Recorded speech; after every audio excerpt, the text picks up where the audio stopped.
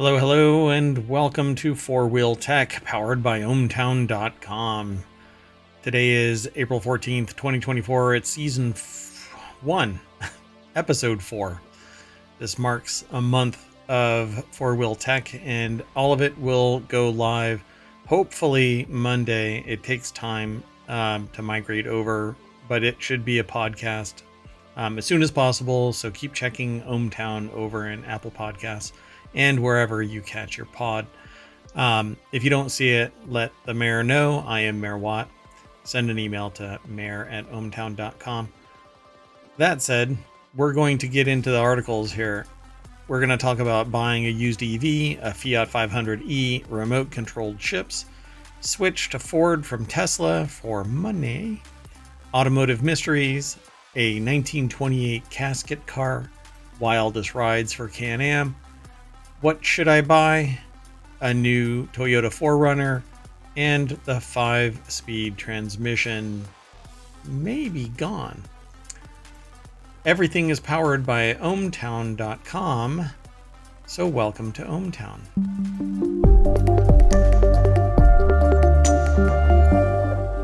I am Mayor Watt, and all around me is the sentient AI. Good evening, ohmtown citizens. Welcome to FourWheelTech. So we've got all 10 articles already lined up. So the light is green. Let's go. First article's over in Reality Hacker. Should we buy a used EV? Maybe, but it's complicated.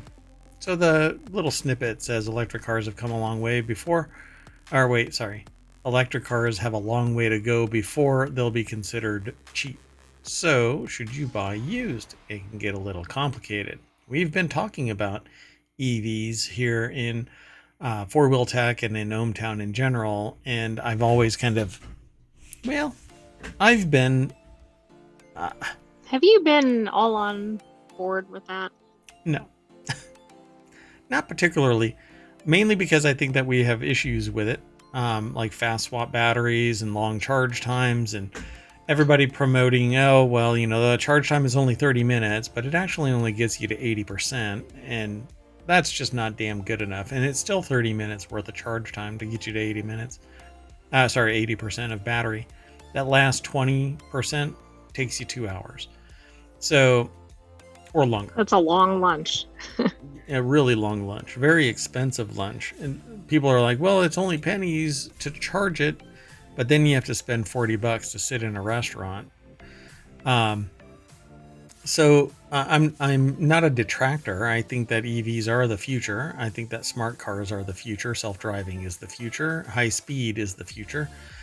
But I also think that fast swap batteries are the future, and all of it automated so that you don't ever even have to get out of your car. You can just drive into a fast swap battery bay and it pulls your battery out, puts a new fresh battery in. Everything is warranted and supported.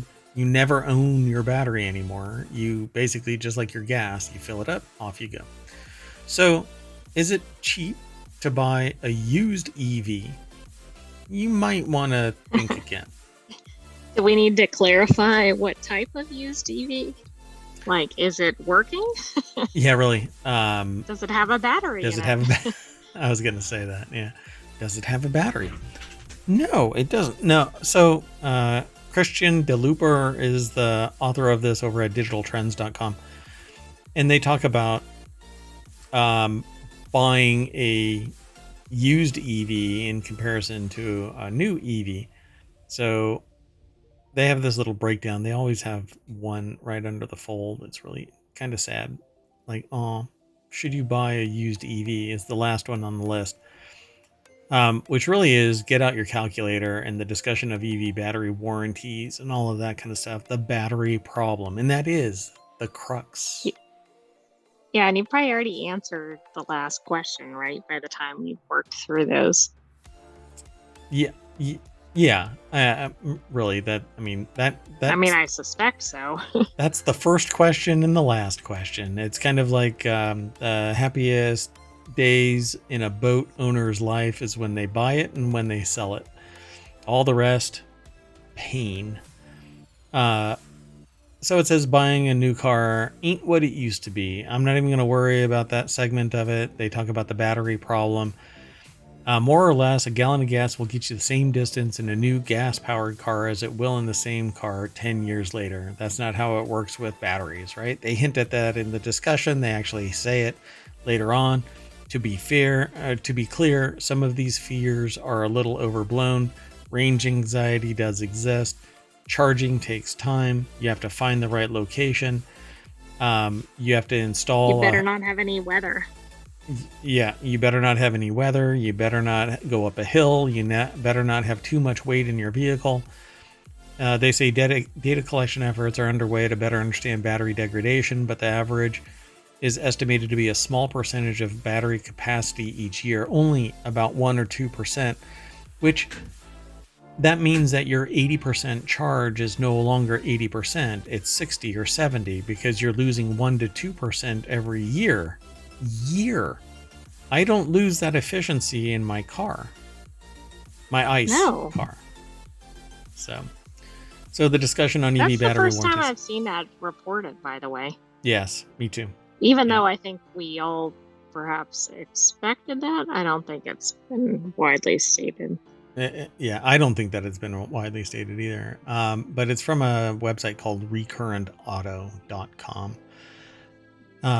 And so they aggregate some information from various points, and then they put it all into their article over at digitaltrends.com. But they discuss EV battery warranties, and none of that is to mention that the government mandates that EV manufacturers cover warranty batteries for at least 8 years or 100,000 miles. 100,000 miles, folks. So 5 years into your car, you decide that you're going to sell it. You give that car to or you sell that car to somebody else. That means that they've got 3 years on the battery. And in those 5 years, it's gone from 100% to 95% capacity. It says now, obviously, those warranties don't cover normal wear and tear. You won't be able to replace your car battery every year just because it has a slightly lower range than it used to be. But it is possible it could get you a battery replacement near the end of that lifespan, depending on the state of your EV's battery. So, what is that? I guess it depends on the warranty. Predictive modeling by the National Renewable Energy Laboratory suggests that in moderate climates, they're even talking about the climate, a lithium-ion battery could last or should last 12 to 15 years. But okay, first of all, who actually lives in a moderate climate anymore, even if you think you do? Yep.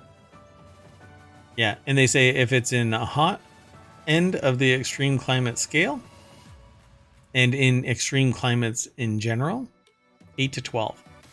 Mind you, it's losing 1 to 2% in efficiency, in power retention every year. So if it's 2%, and you've had the car for 5 years, you've lost 10% of overall battery capacity in 5 years.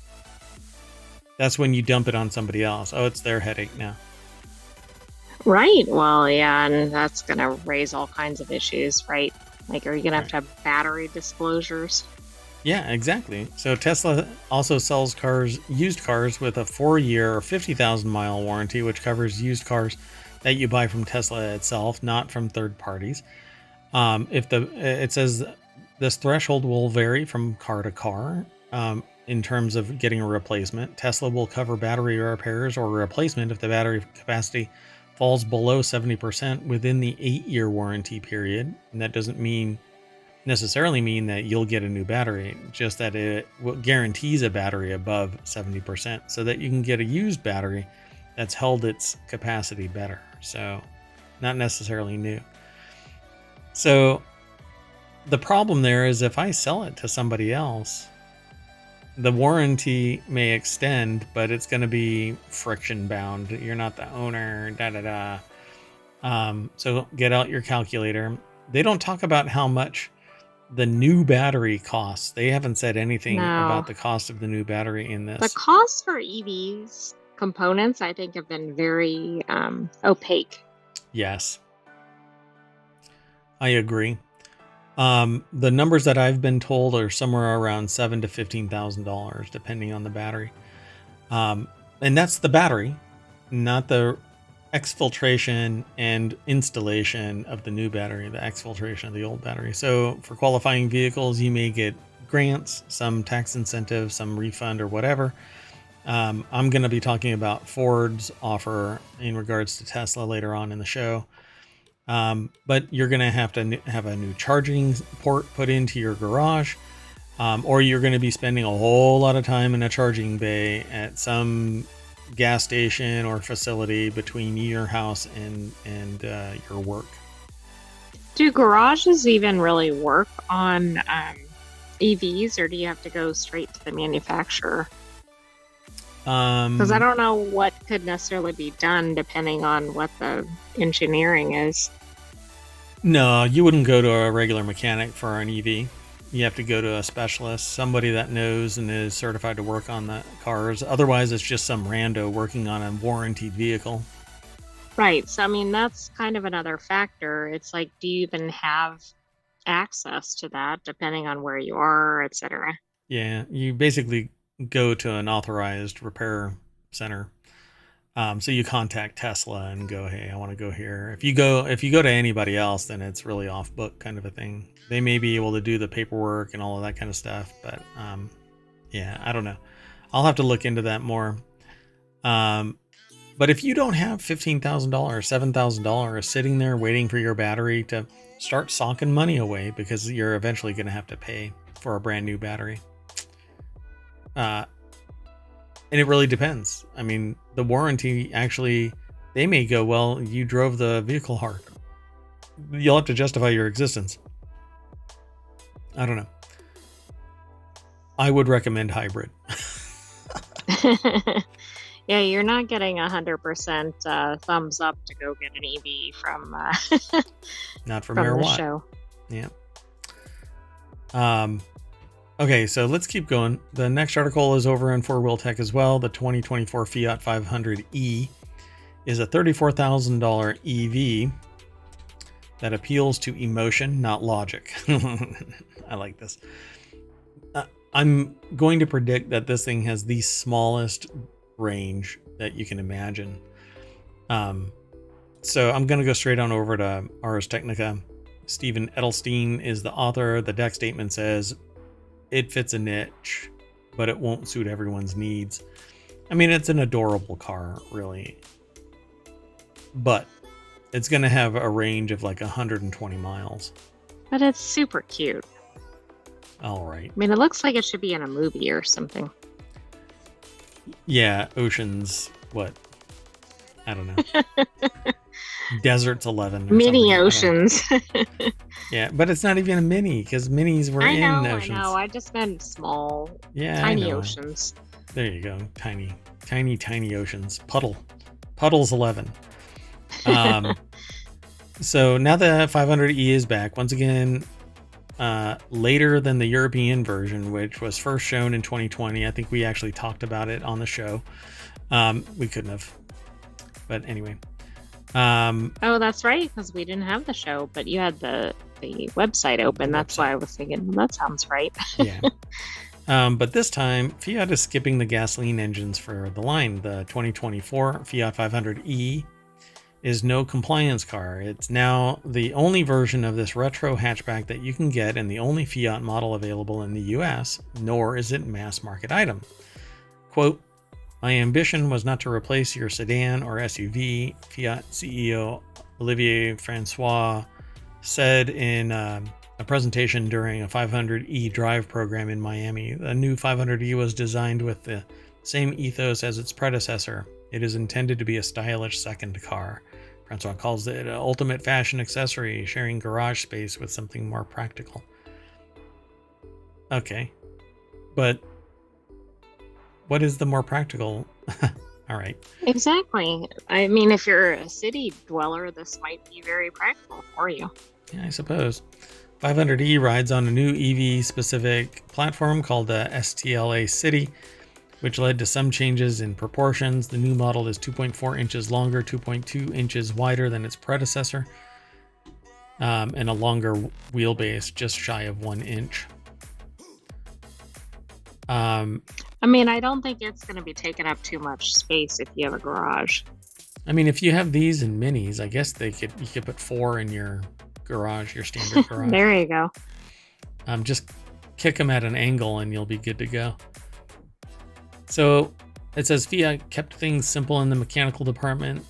42 kilowatt hour battery pack that affords 149 miles. I thought 120, but 149 miles. So you'll be able to go 70 miles in one direction and turn around. And maybe if you're at the bottom of a hill, you'll land in your garage. If your brakes work. I don't know. But Fiat notes that it's more than enough for the roughly 30 miles of daily driving that most Americans do. So I suppose a smaller pack also costs less, uses fewer raw materials, helps save weight, just under 3,000 pounds. It's the 2024 500e is 50 pounds lighter than the previous generation 500e. And I agree, that is pretty impressive considering it's usually heavier by a long shot, but they intentionally put a small battery in this thing. Considering the gasoline 2025, I don't know why they don't refer to it as an ICE. 2025 Mini Cooper S is expected to weigh 3,014 pounds, and the 500e has a battery pack under the floor. Yeah, exactly. So I don't know. It's a cute car, but I guess the Mini Cooper S is a 2-door. It has much more room than this, though. So I would easily jump into a 2025 Mini Cooper. Right. I also suspect it has more horsepower. So, speaking of horsepower, the powertrain is modest as well. Single electric motor, 117 horsepower. 0 to 60 in a Fiat estimated 8.5 seconds, and up to top speed of 94 miles per hour downhill in a hurricane. Oh, sorry. So here's the thing again.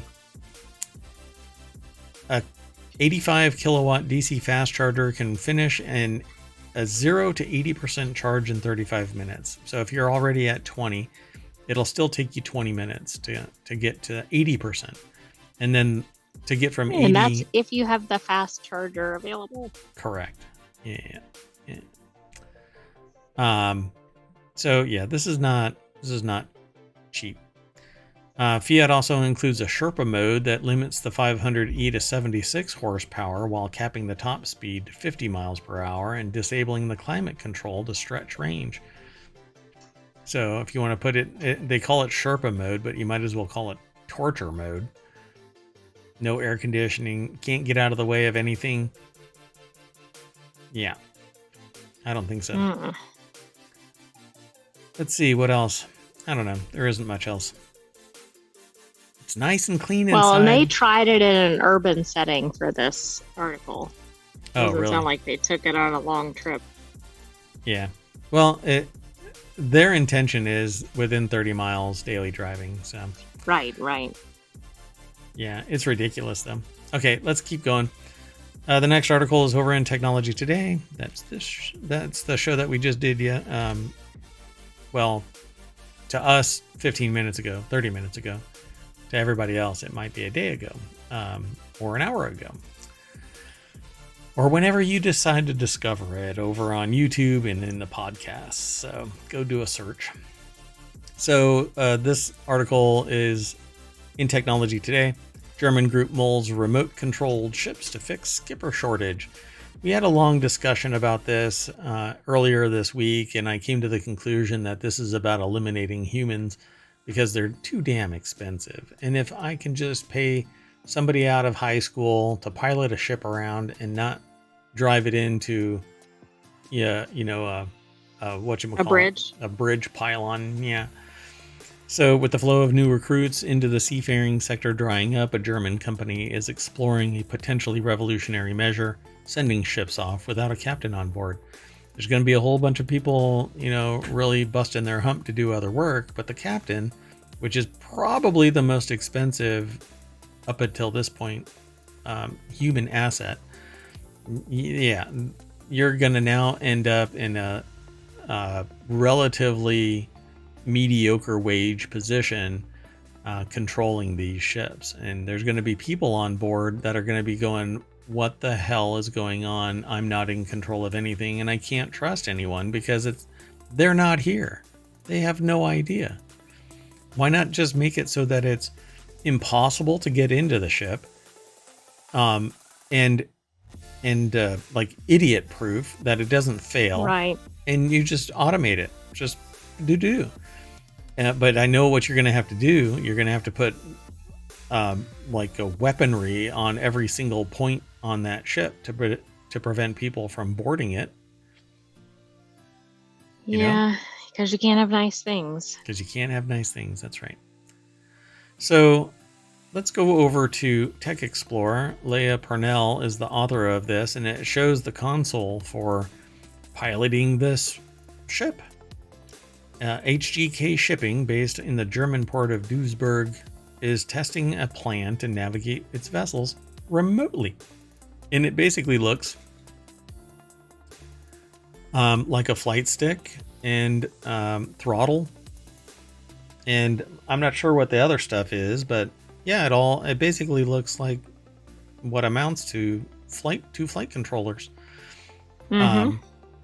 And so Grand Theft Auto is now going to turn into Grand Theft shipping container. Container ship. So driverless vessels are the only solution to survive as an industry. The way that it's written is odd, but anyway, in reference to the shipping industry, the HGK boss Stefan Bauer told AFP the only way to survive as an industry is driverless vessels. Yet the nuts and bolts of this are a bunch of humans that are running around in the ship making sure that it's operational. That's what doesn't make sense to me, because when I first saw this, I thought it was kind of like no humans. Right. But it's like, I don't know what the benefit is other than maybe the shortage, etc., and other things you've talked about. Like, it's better to have it automated from a company standpoint, right? Because the person doesn't get sick, etc. Right. They don't get drunk. They're not stoned, etc. So, but the problem really is, and like I said in the previous show, this is not a problem that if we do nothing, the HGK, I don't know what they say, HGK boss. I don't know if it's the CEO or what, but anyway, that person, Stefan Bauer, when I think about this next statement, right? If we do nothing, we'll lose 30% of our sailors by 2030. But I'm telling you, it is about work-life balance. It is about money and compensation and feeling as if they are actually leading a ongoing concern. And I back that statement up because as we read down, we find out that the person who's piloting this says everything is as it would be on board a ship. Navigator Patrick Hotog told AFP in Duisburg next to 10 monitors displaying the status of an autonomous barge on its way to Hamburg. After 30 years of skippering on his own, 58-year-old Hertog was recruited by CFAR to work on the autonomous shipping project. And he says, on a boat, you're on standby 24 hours a day, but here, after 8 hours, I can go home. I mean, there's such a difference. Like, you might actually appeal to different generations with that. So why not? If you really need a captain on board that ship, pay them what they are worth so that they can actually feel that they don't have to worry about being on 24 hours a day and it not be worth their weight, right? Because for 24 hours, they do have to be actively engaged. They can't sit there and dawdle. Somebody might actually take advantage of that dawdle. Right. But people know... But, I mean, are they going to have somebody who's... Well, I don't know. How is that going to work? Like, they have to have somebody available in case there's an issue. There may be somebody that's on board that is responsible for certain duties within the ship, but guiding the ship is not their job. It'll be this person thousands of miles away, remotely commanding. Hopefully the latency is less than 8 seconds. Oh yeah, I didn't think about that, right? Like you don't want to have like a Mayday and then they get it like a minute after it Yep. happens. Yeah. Broken communications, all kinds of stuff can happen. Yeah. Yeah. So they say new questions of responsibility, but that's not really, it's such a stupid, legal clarification. Look, the organization is responsible for all of the actions ultimately by some other aspect, and then you can go after the individual, but it is a civil action. And ultimately, if your ship is the vehicle by which a bridge comes down, and the pilot is found out to be responsible for it, if I was the city or the state or the country, I would sue the hell out of the company and that individual, combined or separate. It doesn't matter because it wasn't just that person. That person could run at that bridge at any time of the day and knock themselves out. But it took a 29,000 ton ship to bring it down. They Right. are the And did tool. that company look over that person or train the person or whatever? Take adequate steps to stop the this or that. And no, it doesn't matter. They would be ultimately transfer of liability. The person may have fallen asleep at the wheel, but the company is ultimately responsible. Then you can go and sue you as the company. The people who hired that person could sue them for their negligence. Go ahead. Well, that's what your business insurance is all about there, bub.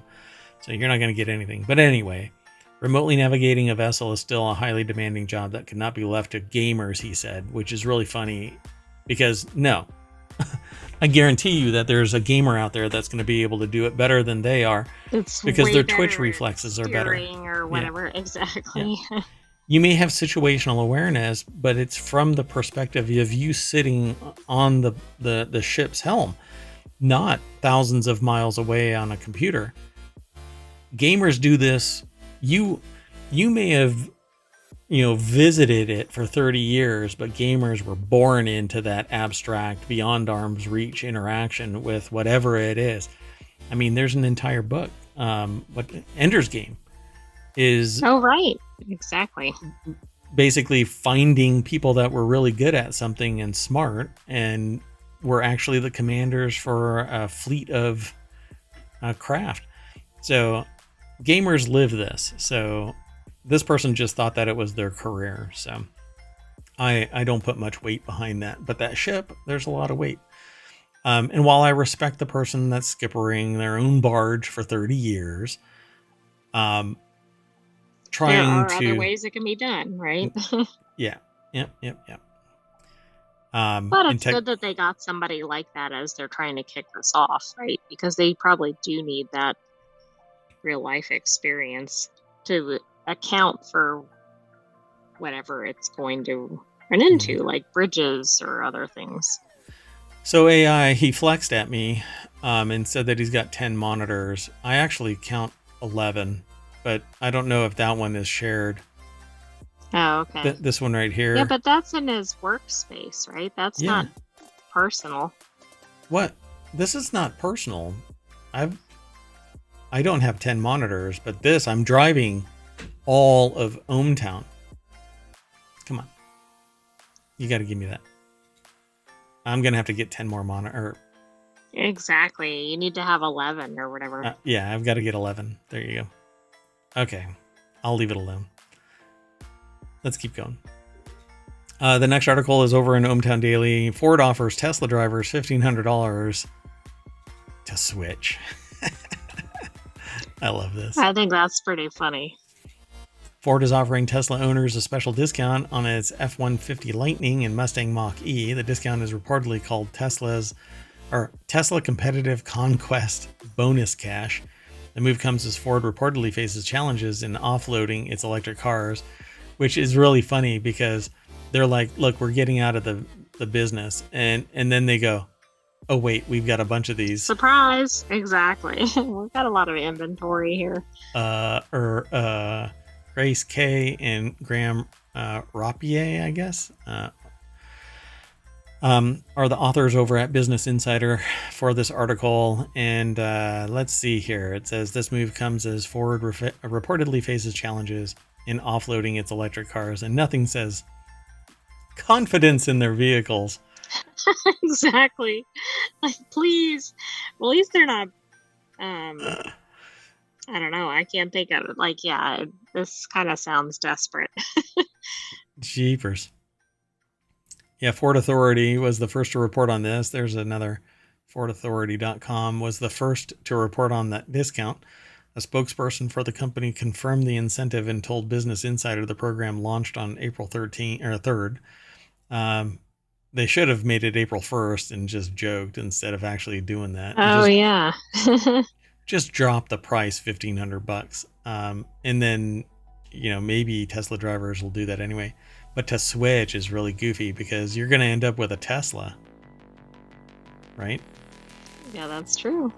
Separately, Ford drops prices for some of its F-150 trucks on Thursday, so basically they're following me.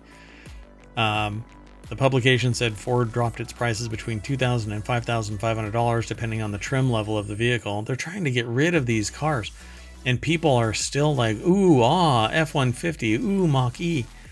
Mach-E had a horrible design. Lightning, you put anything in the bed and its efficiency drops. No, they're just not workable platforms. I'm sorry. Particularly because of the battery pack and the efficiency of charging. It's one way something has to give. Y'all have to switch to hybrid. You have to switch to hybrid. That's the only thing that works until we can transition over to a more modern infrastructure that has fast charging and or fast swap. And by fast charging, I mean you connect the charging cable to it and it hurls energy into this battery to the point where it goes from nobody drives their car all the way to fumes unless they're desperate, right? So you have maybe an eighth of a tank. So you got 12% in your tank. Let's say 20%. You fill it up. It takes 5 minutes. You're in and out. If the battery doesn't do that, gas is where you want to be. And if you want to avoid all of that, then you get a hybrid because you only have to fill it up a little bit. And you get the benefits of an EV, but not the downsides. Yeah, just let it charge. So Tesla's cheapest vehicle, the Model 3, has a starting price of $39,000, while its Cybertruck has a starting price of $61,000. But you're not going to be able to get it at that because they don't make the cheap version of the Cybertruck. Not yet. So faces forward pressure from Tesla's aggressive price cuts over the past year. Yeah. You got to make those investors rich. Or what you do is... it's all about the stockholders. Or what you do is you use a whole bunch of money and you wedge yourself in as middle management, and then you force out the founders of the company's real innovators, and then you rely on the engineers that you hire with the rest of the gobs of money and grant money and all of this other stuff. Anyway, let's move on. So the next article is over in the Mobile Channel, 12 Automotive Mysteries to Haunt Your Days and Nights. The casual car owner likely thinks owning a vehicle is pretty straightforward. A bunch of smart people in a building somewhere came up with the car, tested it out, put it on the market, gas goes in, going places comes out, nothing left to think about, right? Well, QZ says no. Aaron Marquis from Jalopnik actually put this article together, but it's posted over at Quartz or QZ.com. Everything from old GM engines to BMW, well, everything. And there's a slideshow. And so I'm not a big fan of their slideshows. So it says 12 automotive mysteries to haunt your days and nights. So what is he hiding? What is he building in there? Let's take a look. Why was it supposedly impossible for my father to drive at night with the interior dome light on? Any ideas? I don't know. I guess it depends because certain cars, I think, have a setting where it stays on, but I'm assuming this is a car where it wouldn't. Well, no. See, there was a dome. There are dome lights in cars. Oh, it's the other way. But yeah. And so when you're driving along and you push that button, I remember my dad going, yes, I had a dad, telling me not to leave it on. And it actually puts glare on it makes it hard to see out at night because you've got this bright Yes. light inside. Oh, I Supposedly. thought they meant something technological though, like it wouldn't allow it or something. No. They're just asking the Yes. question. Why was it Yes. supposedly impossible for my father to drive? Yeah. And so then they say who developed the WK2 Grand Cherokee platform, and they talk about it. Who led the development of the platform? I don't know why this is. It says we want answers, man. So who developed the Grand Cherokee platform? Apparently, it was. Oh, because they are like Mercedes Benz, so they're probably trying to figure out like why. Yeah. So it's probably the final Daimler Chrysler collaboration, and didn't even debut until a couple of years after the merger ended. But who led the design? There are aspects of the cars and their platform that are very Mercedes-Benz, like the shape of the seats and battery being under the passenger seat. Anyway, so no one seems to know. The person wants to know. Wow, there's actually a lot of things in here. There's more than just that one. So what the hell happened to their 2004 XJ Vanden Plas air suspension? I know, it's a Jaguar. There's a lot of answers in a lot of these Yeah, things. So that's interesting. Like even in each item, it contains more than one.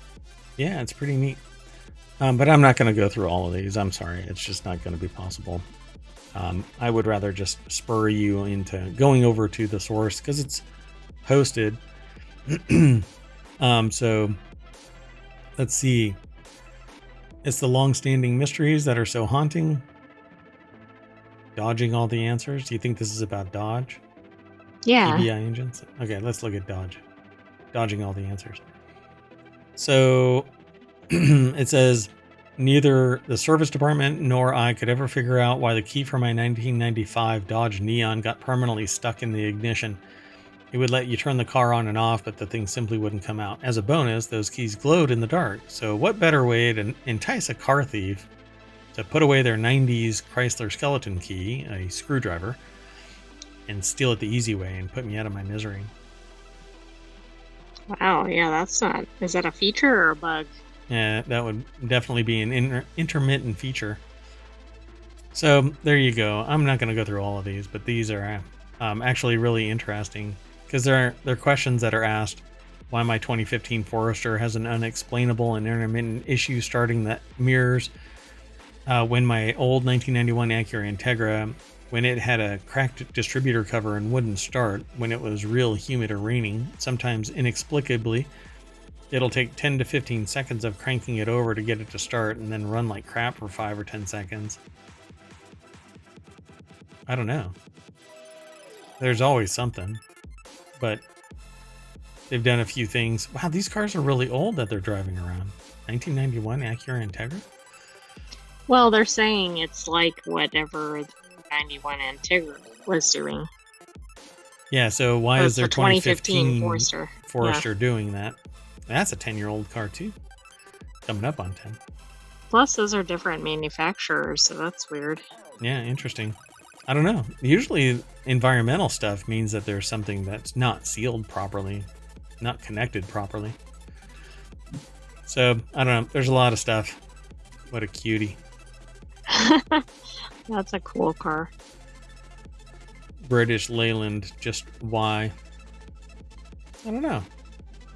Looks cool. I like it. It looks like a Mini. Mm-hmm. I don't know. I like It's it. probably from the same era. Yeah, for because sure. the originals. All right, let's keep going though. The next article, if you want answers, follow those links. Dun dun. The next article is over in FourWheelTech as well. This 1928 custom casket car is killing the game. This custom-built coffin on wheels is currently available on Bring a Trailer and was inspired by the legendary Dragula coffin car from the classic TV show The Munsters.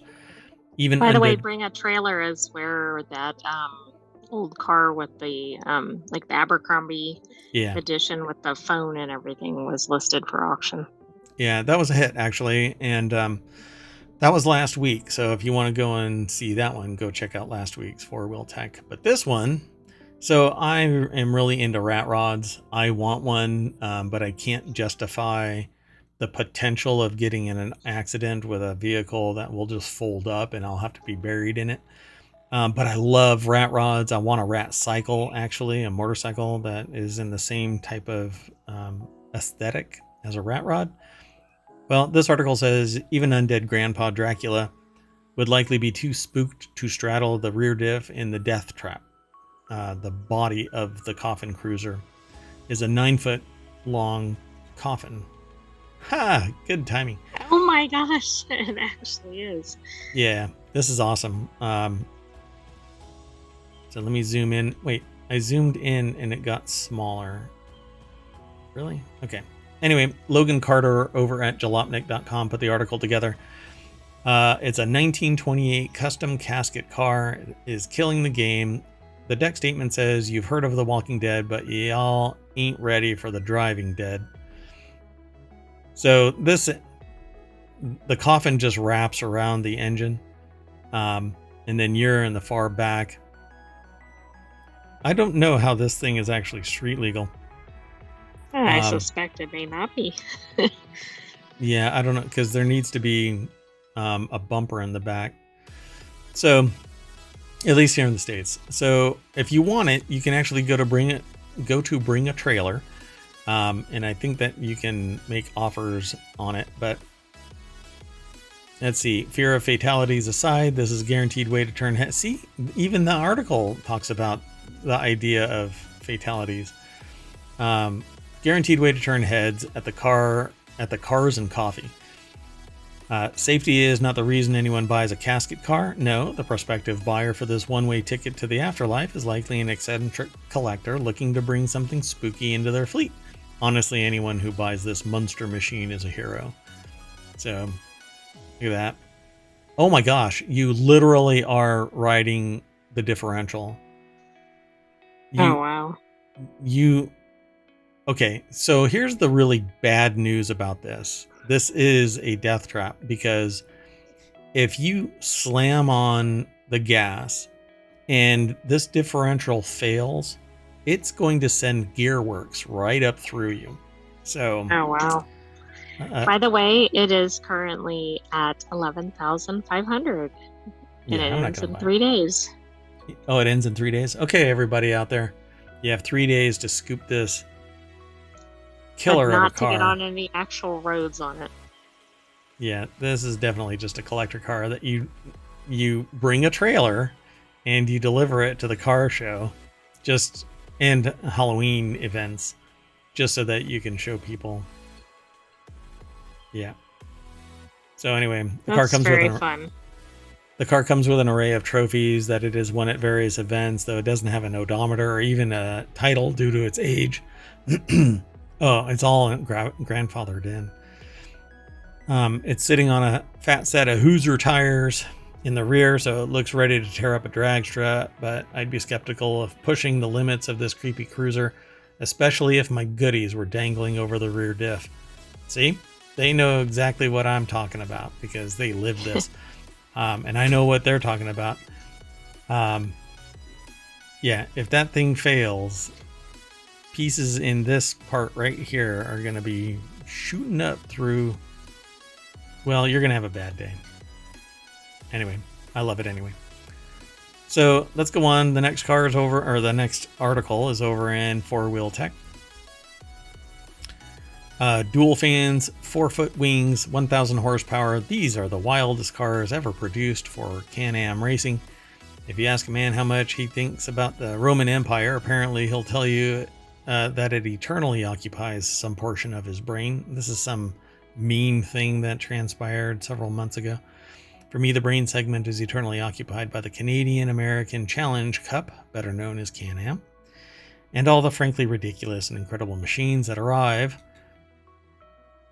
So it is a slideshow as well. Elizabeth Blackstock over at jalopnik.com put the article together. The Canadian American Challenge Cup had few regulations for race car design, and we got some exceptional machinery out of it.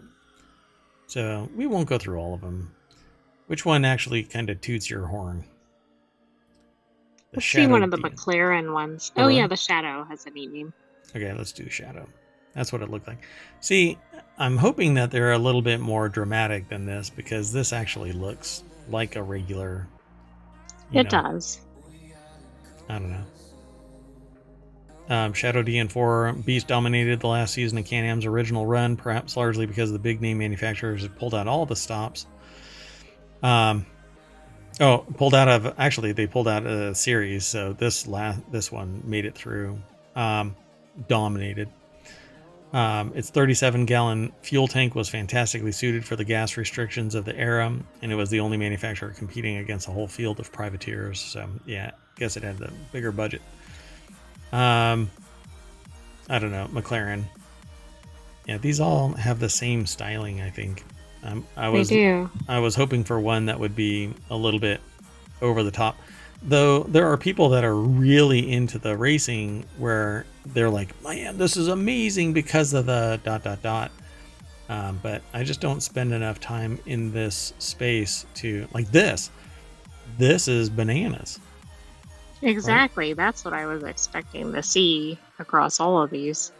Yeah, this one looks like somebody rounded the corner of their Boxwood Derby vehicle. It says a ridiculous box-shaped horror is especially notable for the two 17-inch fans it boasts at the rear. What?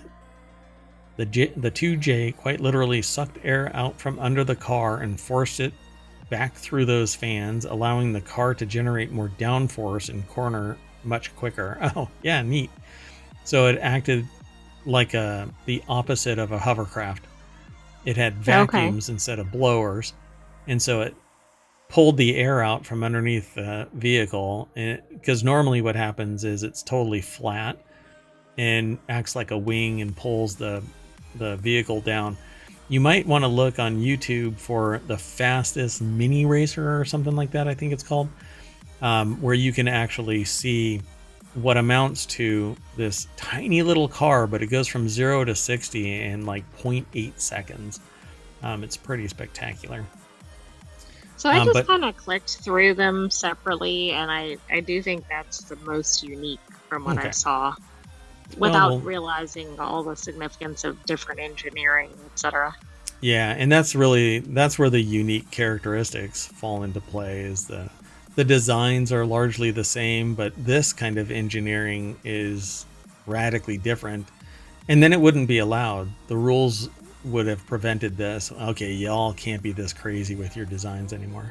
Well, and that's part of what it said about the Can-Am. Apparently there were very few regulations, and so there was a little more creativity. Yeah, and a lot of this falls in line with the tactical to practical. So it gets tested on the race course, and then it slowly seeps its way into civilian space instead of this. Let's keep going. This next article is also in FourWheelTech. The author of this, the title, it's not me that's saying this, it's the title. I want something with speed, style, and exclusivity. What car should I buy? Nick has a 2010 Aston Martin Vantage that he really likes, but he is getting the bug for something different. So this is like ultra 1% problem. He wants something with style and exclusivity like the Aston, and therefore doesn't want to get one of the typical brands. With a budget of around $100,000, what car should he buy? Jalopnik takes on this discussion. Tom McParland over at jalopnik.com put the article together. $100,000 budget to replace an Aston Martin Vantage. Are you allowed to buy more than one car? Well, I don't know if that meets the criteria for the exclusivity, but are we allowed to buy more than one car?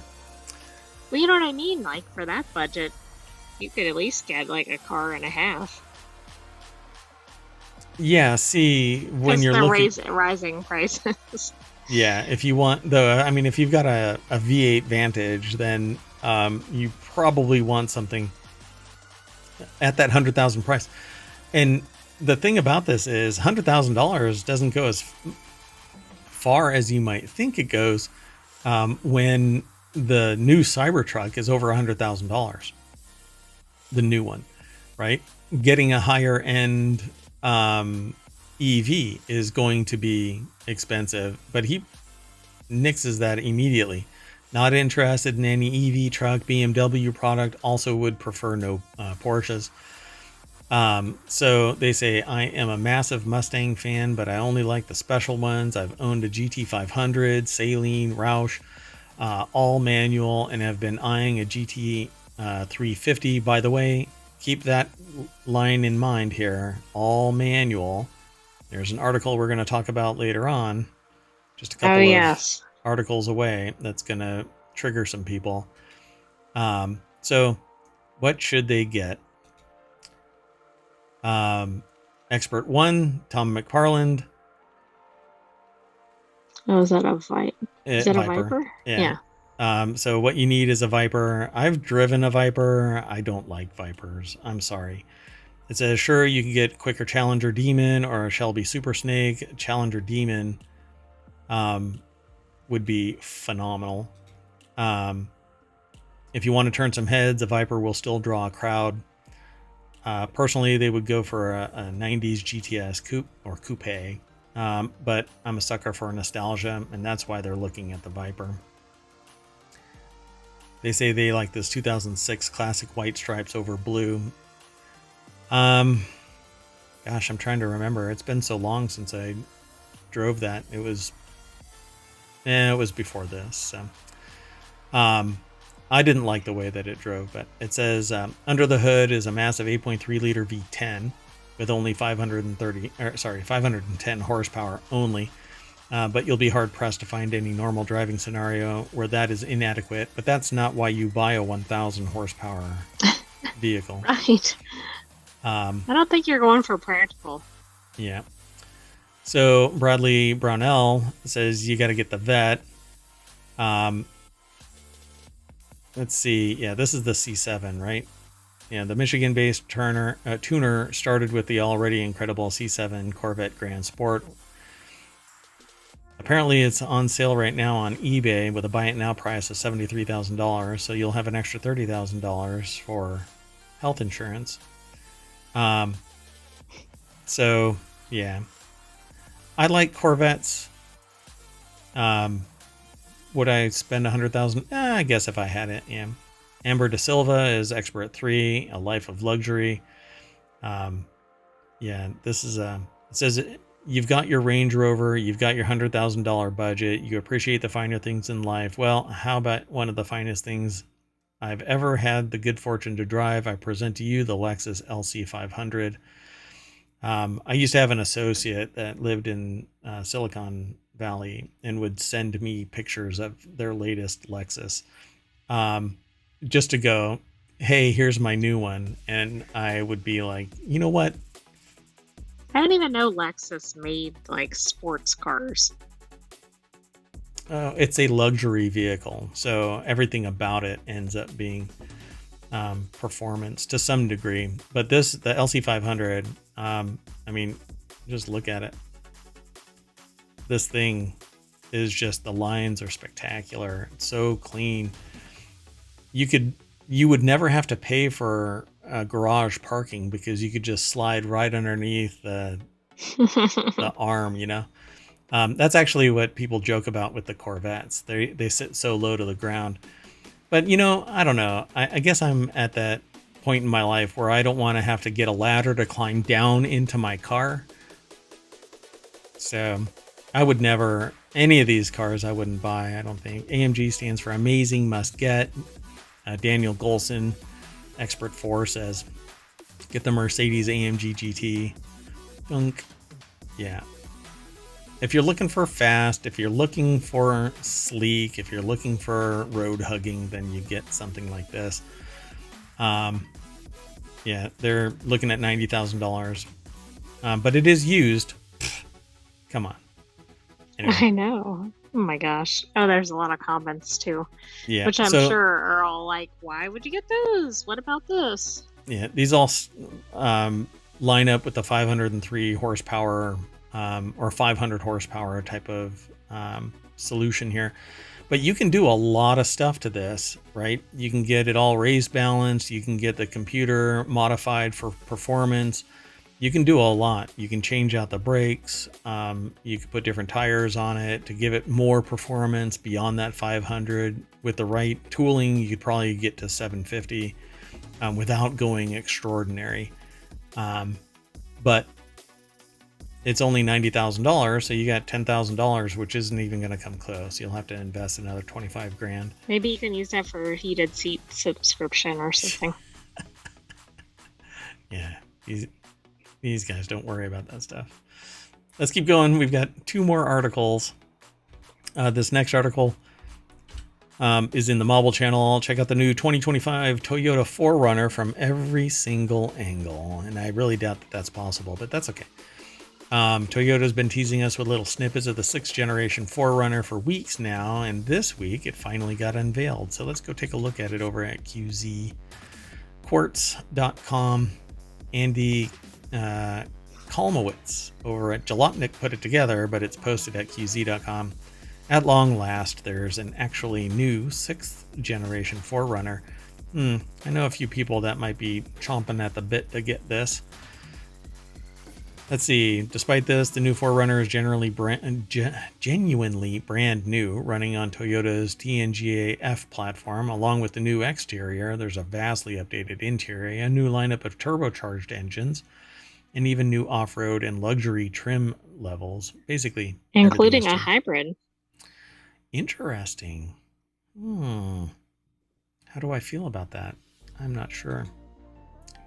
So we always have to wait for them little... There we go. List of slides. So they always have these slides. I'm not a real big fan of this kind of presentation. I don't know why they do it, but I find it more difficult to get through the article quickly because of that. But I guess if you're looking for something very specific, maybe then you can just hone in on that. Yeah. So there's another big change. The motors, the old school 4-liter V6 and 5-speed automatic transmission of the old truck are gone. In its place is a 2.4-liter iForce turbocharged inline 4, making 278 horsepower and 317 pound-feet of torque. That comes standard on the SR5, TRD Sport, TRD Off-Road, and Limited trims. If you need more oomph, step up to the iForce Max. That gets to 326 horsepower. By pairing that 2.4-liter motor with a 48 horsepower electric motor and a 1.87 kilowatt hour battery pack, which you could probably optionally expand with aftermarket, so you can get a larger whatever. It's optional on the TRD Off-Road and Limited trims and comes standard on the TRD Pro, Trail Hunter, and Platinum trims. So interesting. Very interesting. The thing about electric motors is that they're instant on. So gas engines have to build up torque to move you, but when you apply energy to an electric motor, off to the races you go. If it has enough torque capability, you could strip gears and overheat the wiring, and all hell breaks loose. But that's the magic. The real magic behind an EV is the fact that it's instant on. Not to mention that it's usually technologically more sophisticated, so you can get features like self-driving and stuff. In time, I think all cars will have that, but probably not in the next 15 years. It's going to be a while, I think. All right, folks. So did you want to see another slide, or do you want to move on to the next? Let's look at one more. How about looks tough, number 24? Looks tough. You know, that's kind of something that I know. This is a horrible picture for that. It says, I don't know what this white plastic trim is, but it looks really cool if you ask me. I guess that's that right there. It's like marble. Sorry, I picked that one. Regrets. You know, the thing about this is, if you look at this thing, it has all of this. So this is a snorkel. It looks more like ruggedized or whatever than the original, right? Yeah, this might be the trail hunter's snorkel. If you go off-roading and your vehicle ends up in water that's higher than the air intake, it's going to suck water into your engine and you're done. That's why you don't drive into puddles, because your car can suck in that water and you don't know what's underneath there beyond that. So you get a snorkel, and so the air intake comes way up here, and as long as your car is somewhat waterproof, like sealed around the doors adequately and the windows are rolled up, water infiltration should be minimized, and you should be able to drive all the way up to the top of that snorkel. Wow. Now, water splashing into it and all of that, it's going to pose a problem, but they usually have little cutouts right here that might allow you to drain. I don't know. But that's what it's intended for, so that you can go off-roading in water. But man, if you're snorkeling with your damn truck, and you're stronger willed than I am, and I've thrown myself out of airplanes and dove to 160 feet and done hundreds of bungee jumps and used to drive fast, I would never drive one of these with a snorkel all the way up to the roof. Not intentionally. So, like, how are you going to predict you need one 3 years in advance? Exactly. You know, when you're a soccer mom and you're driving this around, the Trail Hunter is perfect for those lots that fill up with, I don't know, too much rain. What I've been noticing about these like ruggedized vehicles is they get bigger and bigger fender flares, and it seems like they've become allergic to something because they're all swole. It's supposed to give them a more aggressive view, but I don't know. I just want a good looking 4Runner. And some people will be attracted to this, but I don't really like this kind of swole, bulbous vehicle. But I'll take all the rest of it. And maybe that's what the bulges are there to facilitate: higher range, bigger, bolder suspension. But yeah, interesting. This looks closer to a Dodge than a Toyota, but okay. Oh yeah, it does. Yeah. Okay, let's keep going. Our last article for today. Could it be the death of the 5-speed transmission? I don't know how people are going to feel about this. Automotive technology is constantly changing. The article's titled, "The 5-speed transmission car is at death's door." I suspect there's a large portion of the population that will not be upset about this at all. Yeah, automotive technology is constantly changing. Advancements come. The stuff that was once cutting edge rapidly approaches the rear view mirror. Such is the way of the 5-speed transmission. Currently, there are just 2 cars left in the US that offer 5-speed transmission. One is automatic, one is manual. I think we just talked about one that's manual. Well, those are older cars, by the way. The ones that we were talking about. So Andy Kolmowitz over at Jalopnik put the article together. Again, it's published over at qz.com. And so, yeah, the 5-speed transmission is going away. Dun, dun, dun. A lot of it's being replaced by continuous variable transmission, CVTs. Others are switching to 6-speed. So such is the way of the 5-speed transmission. They say that because the last vehicle with a 5-speed automatic is the 5th generation Toyota 4Runner, the car that we just talked about. And its replacement, the 2025 4Runner, was revealed to us earlier this week. While some weirdo 4Runner purists probably wish it soldiered on with 5 forward gears, Toyota thought 8 would be more appropriate for the modern era. They say that they agree with the decision. Greater fidelity in the gearing, I think, is great. You just have to find it, right? If it's automatic, then what amounts to automatic transition is based on how you gas it, how much resistance is provided to the transmission before all of the Um, there's various, it's like a manifold. So as pressure builds up, it changes gear. So it says, then we look at the situation with 5-speed manuals. It's slightly less dire, thankfully, but things still aren't looking good. If you need to row your own and want no more than 5 gears, you've got one option: the base model Wow. Nissan Versa. That's interesting. Yeah, but I don't think anybody's really hurting for 5 gears, and unless you're trying, I don't know, you can't do anything else.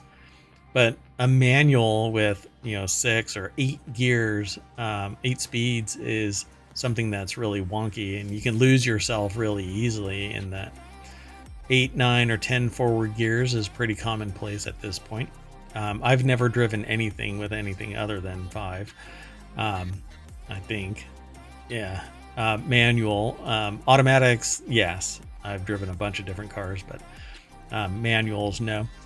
Something else hurting 5-speed autos, especially in cheaper cars, is the advent of CVTs, and that's what we were just talking about. Yeah, on the whole, they return better gas mileage than 5 speeds. While they're not exactly exhilarating to use, most people don't give a shit.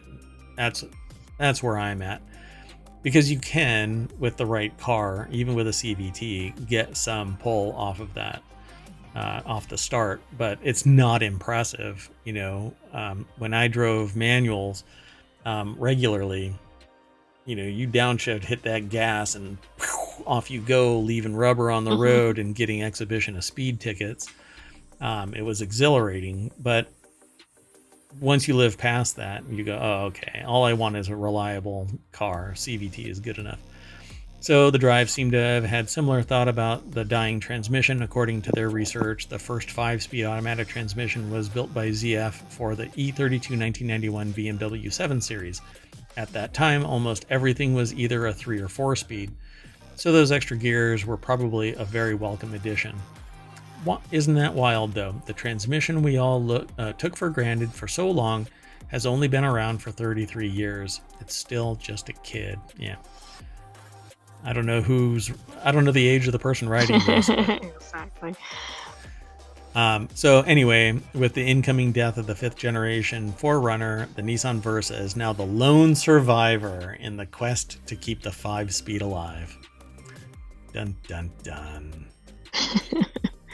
It's pretty interesting.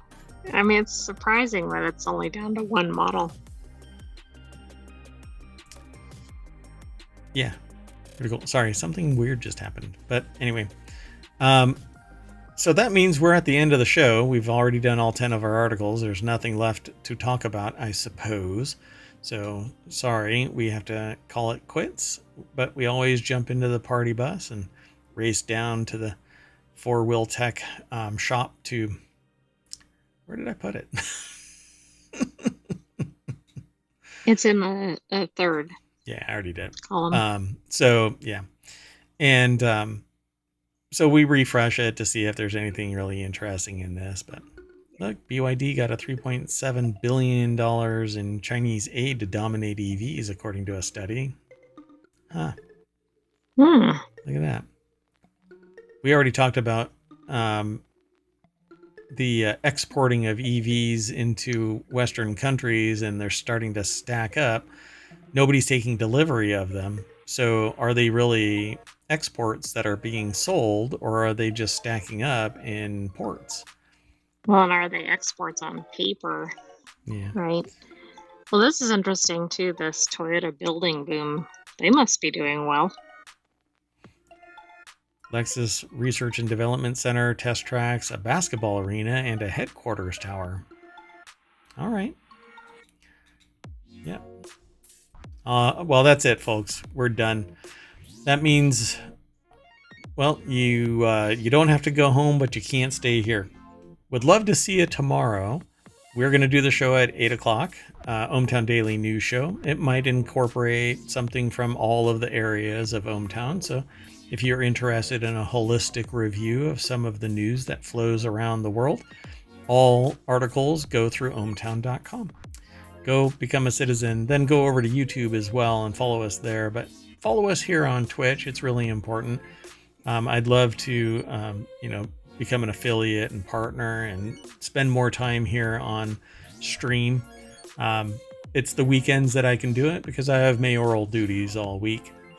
But I would love to be able to stream more. And my summer of stream is going to be coming, and I will be spending more time streaming. Maybe even to an empty room. I don't know. We'll see. Stick around. Also, don't forget, you can download the podcasts. There are 5 different podcasts. 2 will be coming live tomorrow. Dun, dun, dun. Well, I'm hoping. Yeah, it's not up to me. But yeah, we've got 7 in total. Reality Hacker, Wanted, Warcrafters, The Continuity Report, Technology Today, FourWheelTech, and our anchor is ohmTown Daily News Show. That takes place every day. The others are weekly shows here on the weekends.